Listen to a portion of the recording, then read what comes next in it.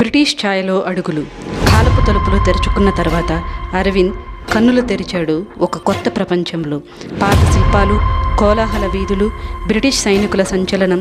ఇది 18వ శతాబ్దపు British రాజ్యాధికారపు central administration.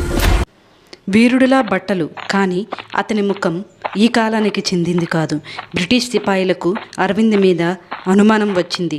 అడుగుల ప్రతిధ్వని ఇప్పుడు అరవింద్ అరెస్టు గమ్యం వైపు పరిగెడుతోంది. అరవింద్ తన అంధకార భయాన్ని అడ్డుగా చీల్చాడు. కళ్ళల్లో స్పష్టత, పాదాల్లో వేగం. అతను ఒక మాయా గ్రంథాలయం వంటి స్థలానికి చేరుకున్నాడు. అక్కడ చరిత్ర అంతా దాచినదే. ఈ విధంగా అరవింద్ సిపాయిల నుండి తప్పించుకొని మాయా గ్రంథాలయంలోకి ప్రవేశించాడు. గ్రంథాలయంలో ప్రవేశించిన తర్వాత అరవింద్ ఏమయ్యాడు అనేది తెలుసుకోవాలంటే ఎపిసోడ్ 4 కోసం చూడాల్సిందే.